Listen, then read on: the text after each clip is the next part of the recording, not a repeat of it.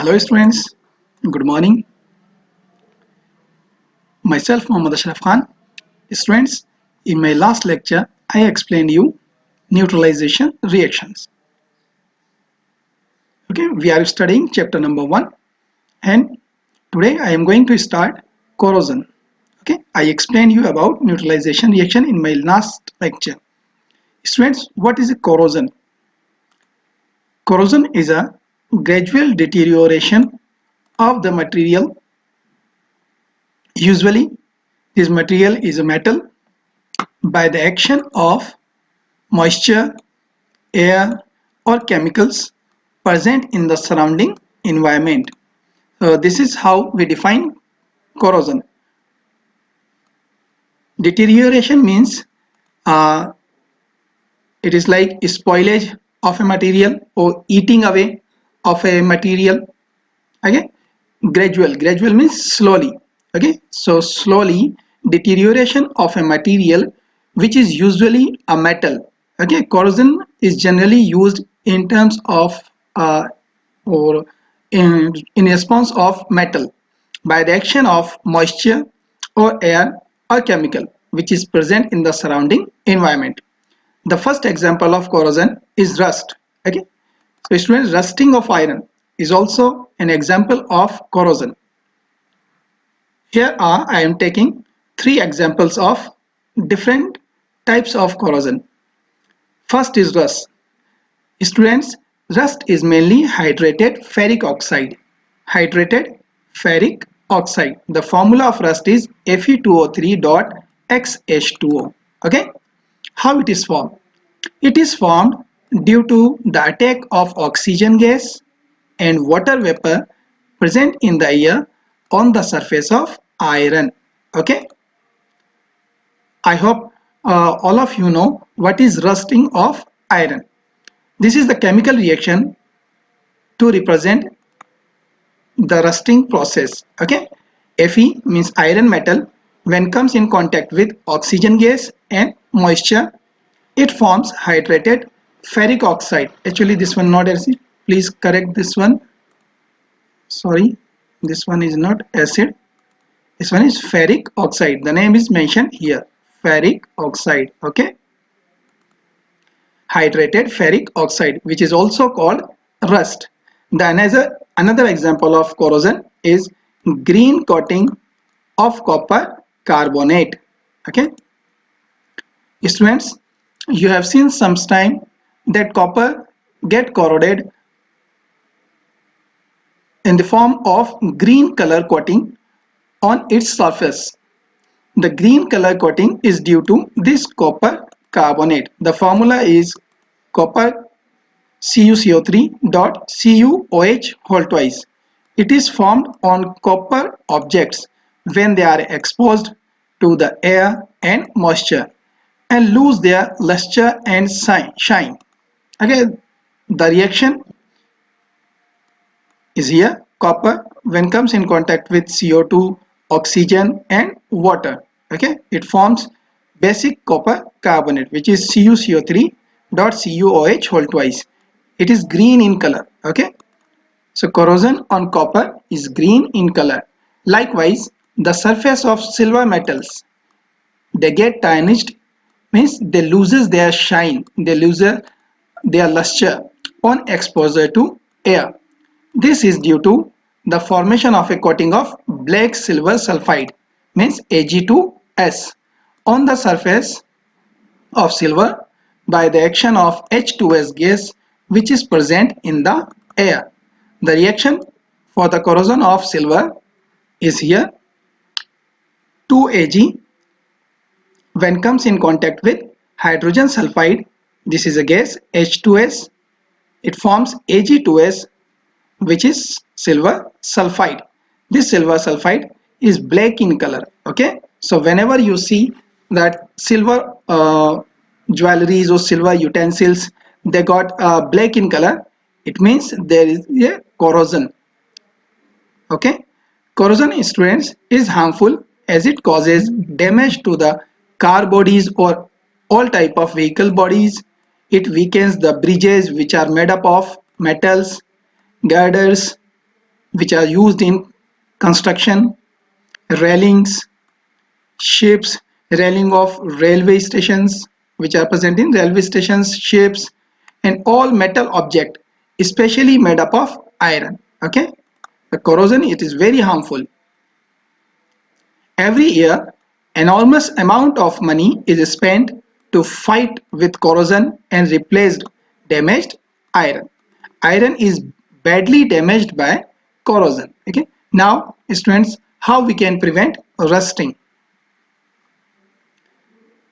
There are some methods. With the help of them, we can prevent rusting. The first one is greasing and oiling. Okay, by applying grease and by applying oil, we can prevent rusting. For example, machine parts of iron metals and mechanical tools are prevented by oiling and greasing. The second is by painting.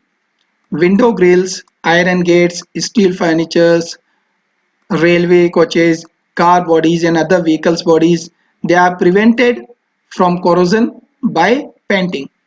Paint do not allow metal to come in contact with the damp air.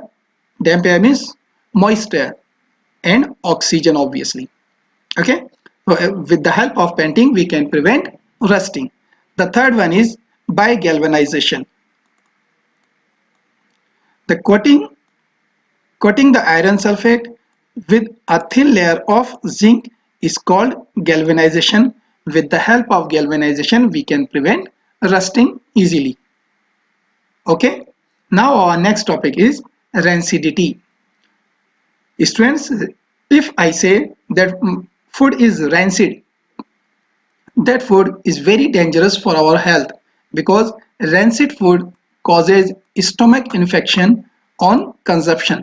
Okay, if you consume rancid food, it can cause stomach infection and cause serious effects. What is rancidity?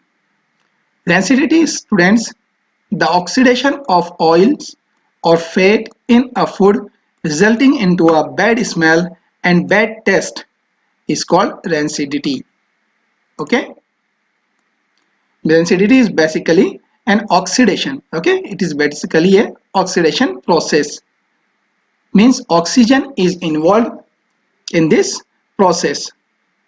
It is basically oxidation of oils and fats which are present in our food, and the result of rancidity, it causes bad smell and bad taste. Okay, now very important topic is how to prevent rancidity. Means there are the methods of preventing rancidity.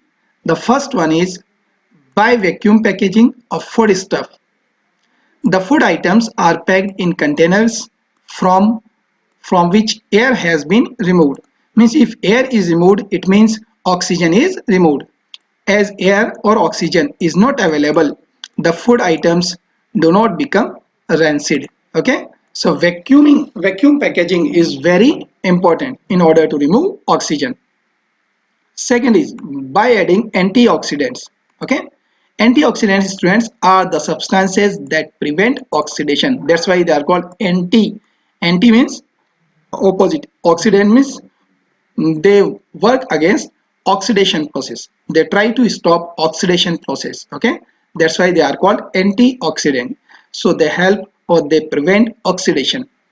Natural oxidants such as vitamin C, vitamin E, and synthetic oxidants such as BHA, etc., are added to food containing oil and fats. These are the examples. You must remember the name of these antioxidants, because sometimes they ask you in exam and give an example, give 2 3 examples of antioxidants. Okay, so you must remember vitamin C, E, and BHA. The third is replacing air by nitrogen. Okay, if you remove air and fill nitrogen, then it also helps in preventing rancidity. In most of the cases, the packet food item is protected from rancidity by flushing the air out, means by taking air out from the plastic bag by nitrogen, or means we replace air with nitrogen. For example, plastic bags containing potato chips. Okay, you have seen uncle chips and many different type of chips. These are flushed with nitrogen before being sealed to prevent them from oxidation. The uncle chips or kurkure, murmure, and many types of package items are available nowadays. They are filled with or they are flushed with nitrogen in order to prevent oxidation. Okay. The last one is by keeping food items at low temperature. Means if you freeze the food items, it also prevents rancidity. When food items kept at low temperature, for example in a fridge, the oxidation of oil and fat is slowed down and therefore rancidity is retarded. Okay, so these are the four methods which are very useful in preventing rancidity. I hope you understood, and from this topic our chapter is finished. This is the last topic of our chapter, and if you have any doubt you can ask me. Prepare notes. Okay, later I will check your notebook. Thank you very much.